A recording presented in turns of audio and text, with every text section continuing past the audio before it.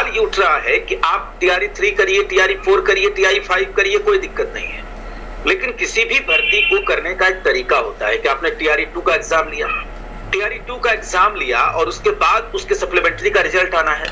वो रिजल्ट इसलिए आना है कि मल्टीपल रिजल्ट्स हुए हैं, मल्टीपल रिजल्ट्स हुए हैं। तो अगर आपने 100 सीट पे बहाली निकाली है, अब 40 सीटों पे अभ्यर्थियों ने इसलिए ज्वाइन नहीं किया क्योंकि उनका किसी और सीट के लिए सिलेक्शन हो गया था, तो आप उन सीटों को खाली क्यों रख रहे हैं?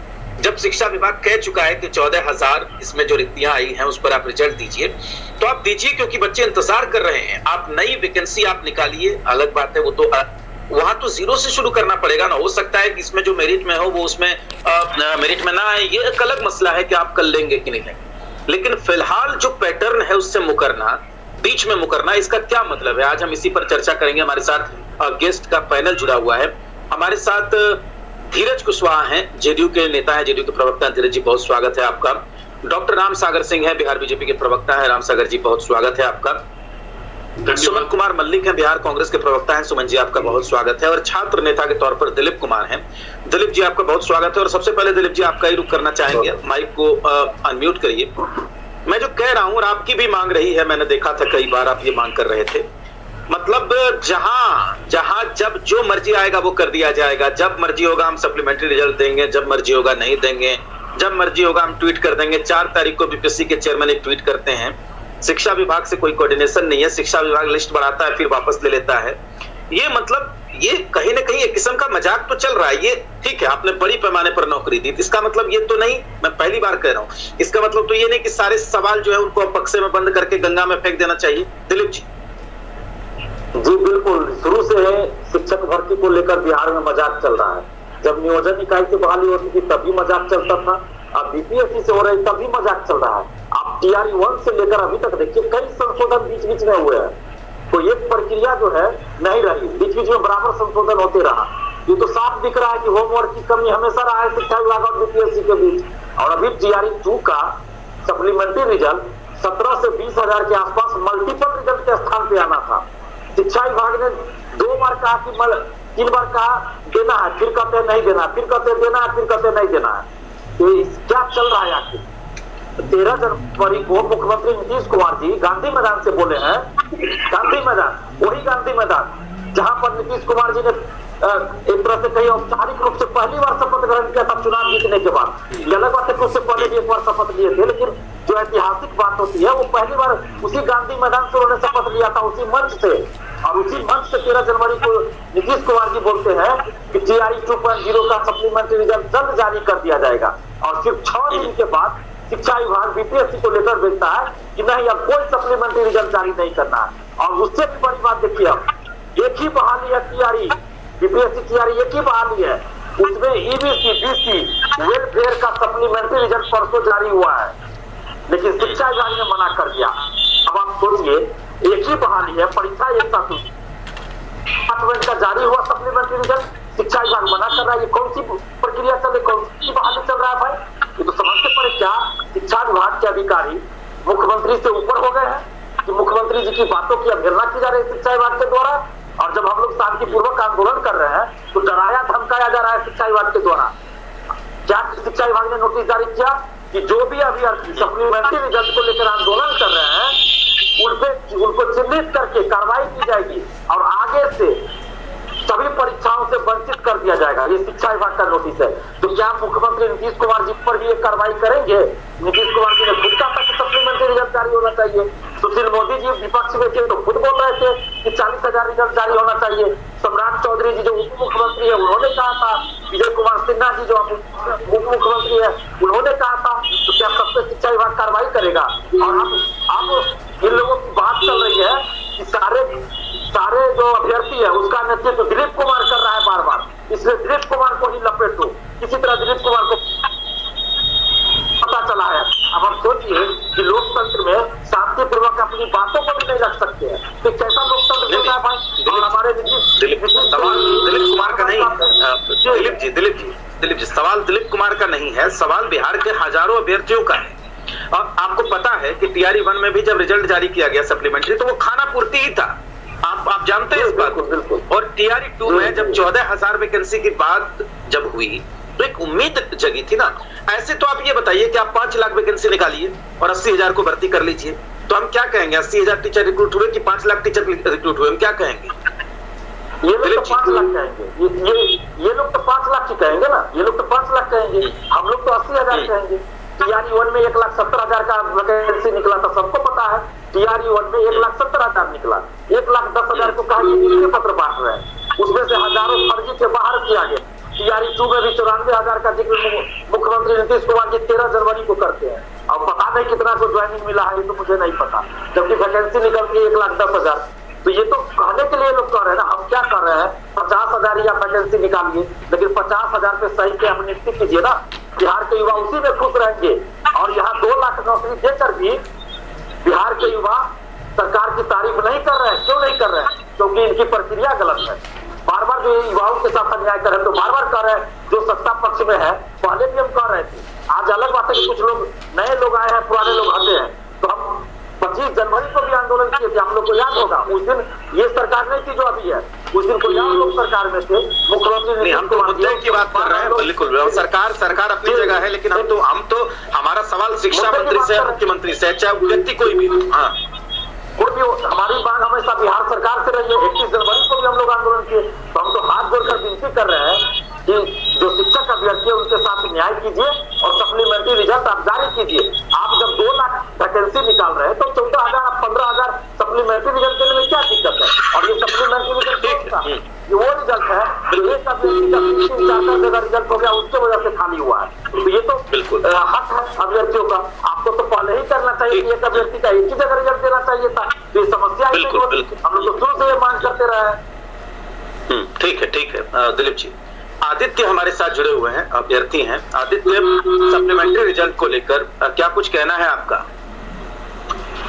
मेरा कहना यह है कि जो बीपीएससी द्वारा बोला गया था 4 तारीख को, और शिक्षा विभाग द्वारा 3 तारीख को लेटर जारी करके बीपीएससी को जो बोला गया था कि सप्लीमेंट्री रिजल्ट उन लोगों का बनाया जाए, जारी किया जाए, तो इसको वापस लेने के पीछे क्या कारण रहा और क्यों नहीं जारी किया गया? हम लोग तो आशान्वित थे कि रिजल्ट आएगा हम लोग को, तो ऐसा क्या हो गया है? जबकि बीपीएससी आग्रह कर रही है, 25 तारीख के लेटर में भी आग्रह कर रही है कि उन लोगों के साथ भेदभाव हो जाएगा, डिस्क्रिमिनेशन हो जाएगा। आर्टिकल 16 कहता है हमारा संविधान का कि हम लोग को एक ही तरह के अवसरों में समानता होनी चाहिए, जबकि भेदभाव दिख रहा है इसमें साफ साफ। तो ऐसा क्या शिक्षा विभाग को मतलब पड़ी है कि हम लोग को धमकी दिया जा रहा है कि आप लोग अपना जॉब मांग भी नहीं सकते हैं और अपनी बातें भी नहीं रख सकते हैं? ऐसा क्या दिक्कत आ गई है? हम सरकार से भी बिल्कुल इस बात के लिए आग्रह कर रहे हैं, क्या इसमें प्रॉब्लम? ठीक है आदित्य, चलिए धीरज जी, जो आरोप यहाँ दिलीप जी लगाए हैं, मेरा भी वही कहना है कि अभी मैं देख रहा था मंत्रिमंडल का विस्तार हुआ है और ये जेडीयू कोटे में ही शिक्षा विभाग गया है। तो ठीक है, आप कमी निकालिए, लेकिन एक सप्लीमेंट्री तो बनता है, क्योंकि आप सारे कुछ तो वेटिंग होगी। अब ये कि सारे के लिए नई ट्रेन आप नहीं खड़ी कर सकते कि जाओ नई ट्रेन में चढ़ो। अरे 2-4-10 सीट वेटिंग में रखिए। क्या दिक्कत? सवाल। हाँ जी बिल्कुल। देखिए राजेश जी, होता क्या है ना कि दिलीप जी छात्र नेता हैं, इनको तो इतनी वैकेंसियां हुई, इनको तो सरकार को धन्यवाद देना चाहिए। तो ये अब ये भी विपक्ष में चले गए हैं, आरजेडी मुझ तरह से ये सवाल उठाने लगे हैं, कह रहे हैं कि देखिए सरकार काम कर रही है, बहुत सारी चीजें टेक्निकल चीजें होती हैं जो कि करना रहता है, ये अधिकारी लोग नहीं बता पाएंगे, इसके बारे में मुझे पूरी जानकारी नहीं है। लेकिन इतनी बात जरूर आप लोग ध्यान रखिए कि जो मुख्यमंत्री की जो वादा किए हैं उसको पूरा किया जाएगा, उस पर काम हो रहा है। अब तो बिहार में डबल इंजन की सरकार हो गई, केंद्र से पैसे भी मिलेंगे, नौकरियां भी बांटी दी जा रही है, 94 लाख लोगों को 2-2 लाख रुपया सहायता राशि भी दिया जा रहा है।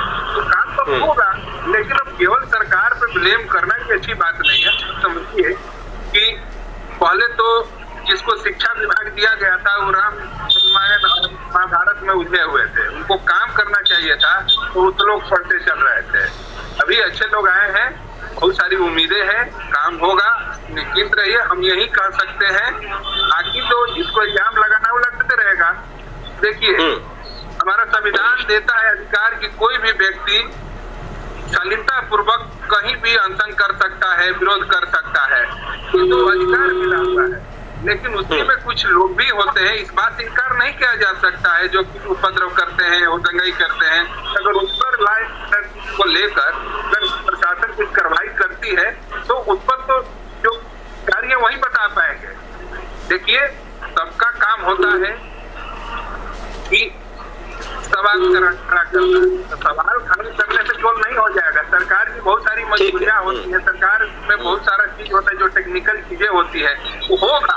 दिलीप जी से हम विश्वास दिलाना चाहते हैं कि देखिए, आज से करीब 6 महीना पहले भी और पहले तो मैं धन्यवाद देना चाहता हूँ जी ग्रुप को कि जी ग्रुप जो है, और विशेष करके याद होगा राजेश जी, आप और कत्यान जी हैं, इस पर सैकड़ों बार चर्चा किया जा चुका है। एक पहली ये चैनल है कि जो कि दूसरों के लिए इस तरह के मुद्दे लाती है, उस पर बैठकर इस पैनल में हम बहुत सारे लोग चर्चा भी करते हैं, पर सभी बातें तो हो ही रही है। थोड़ा सा सब्र रखिए और जरूर होगा। धीरज जी, आपको याद होगा ये सवाल तब भी पूछे जाते थे जब सरकार दूसरी थी, ठीक है, सरकार जेडीयू की ही थी तब भी, लेकिन कुछ सवाल वाजिब मैंने, और जब आज के कार्यक्रम में जब आपने इंट्रो दिया तो मैंने शुरू में ही कह दिया कि मैं मुक्त कंठ से प्रशंसा करता हूं और आप ऐसी 10 वैकेंसी लेके आइए, कोई दिक्कत नहीं है।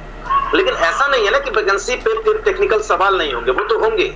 चलिए आगे बढ़ाते हैं, मैं फिर आता हूं धीरज जी आपके पास। सतीश जी, एक बात कहना है, आप ही का बात कहना है, जब ट्रेन चल रही है, तो टिकट कंफर्म ही होंगे, टिकट में आरएसी वाले लोग भी रहेंगे और वेटिंग लिस्ट वाले भी रहेंगे।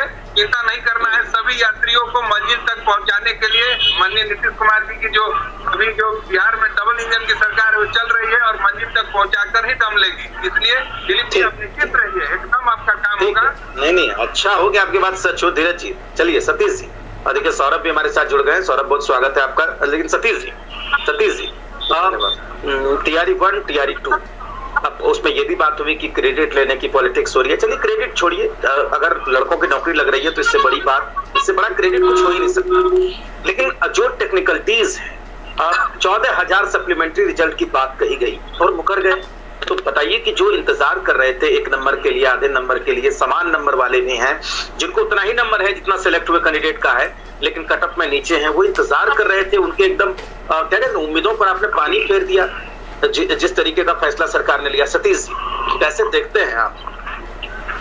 देखिए राजेश जी, सबसे महत्वपूर्ण चीज है कि जब महागठबंधन की सरकार इस राज्य में थी तो एक लोगों को भरोसा था, छात्रों को उम्मीद थी कि एक ट्रांसपेरेंट तरीके से, फ्री एंड फेयर तरीके से हमको नौकरी मिल रही है। रही बात 13 तारीख को मुख्यमंत्री जी ने, इसी 13 जनवरी को मुख्यमंत्री जी ने बोलने का काम किया कि हम टीआरई 2 में भी सप्लीमेंट्री रिजल्ट लेकर के आएंगे। लेकिन आप देखते हैं कि 13 तारीख के बाद उनकी मनोदशा क्या हो जाती है। 13 तारीख के बाद उनका सुर सब बदल जाता है। 13 तारीख के बाद उनके कहां से बातचीत होने लगते हैं। ये तमाम चीजों ने बिहार में जो होना था वो आप सब लोगों ने देखा है। तो हमारा कहना कि सरकार रहे या जाए, हमको उससे परवाह नहीं है।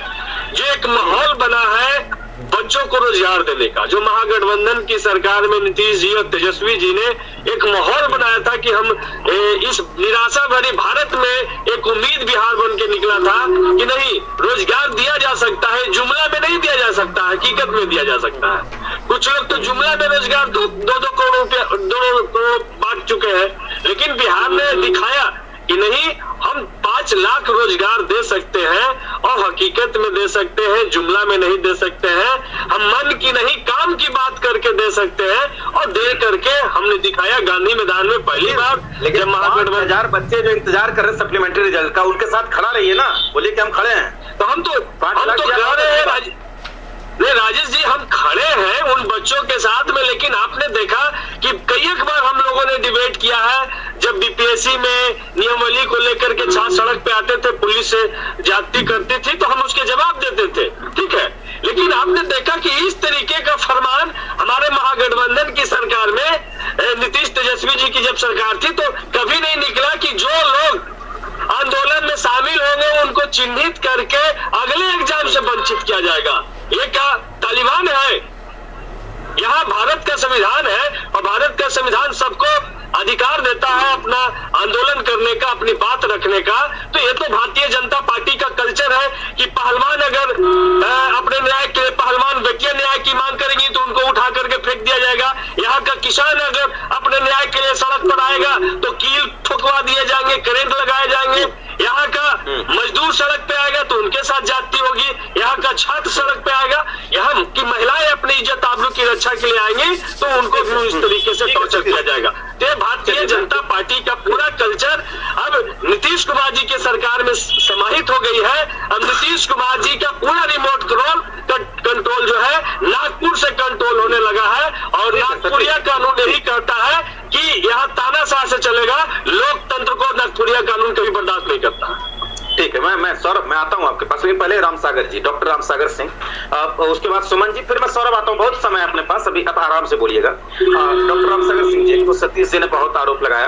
दूसरी बात है कि ठीक है आप नई वैकेंसी करिए रामसागर जी, हमें कोई दिक्कत नहीं है। मैं तो कह रहा हूं कि आप, उन्होंने 2 लाख किया है, आप 20 लाख कर दीजिए। लेकिन 14,000 बच्चे जो इंतजार कर रहे थे अपने सप्लीमेंट्री रिजल्ट का, वो तो उनका हक बनता है। एक बार जब कह दिया तो वादे से मुकरना नहीं चाहिए। रामसागर सिंह जी। राजेश जी, मैं इन्हें बता देना चाहता हूं, ये सतीश जी बोल रहे थे राजद के एमएलए हैं, जो पार्टी नौकरी जमीन दो, नौकरी लो, पैसा दो, नौकरी लो, उस पार्टी के मुखिया प्रमुख लालू यादव और तेजस्वी यादव रहे हो, वो नौकरी देने की बात कर रहे हैं। अरे नौकरी तो ये सारे लोगों को धन्यवाद देना चाहिए कि अटल बिहारी वाजपेयी जी को, जिन्होंने सर्व शिक्षा अभियान लागू किया देश के अंदर, और उसी सर्व शिक्षा अभियान के तहत इतने लोगों की बहाली हो रही है। नहीं तो उसके पहले तो 15 साल लालू जी और राबड़ी जी सत्ता में रहे और मात्र 98,000 शिक्षकों की बहाली हुई थी 15 साल में। ये देन है अटल बिहारी वाजपेयी जी का, जो सर्व शिक्षा अभियान लागू किए तो शिक्षकों की बहाली हुई और 5 से लेकर करके और अब तक 3,75,000 शिक्षकों की बहाली की गई थी।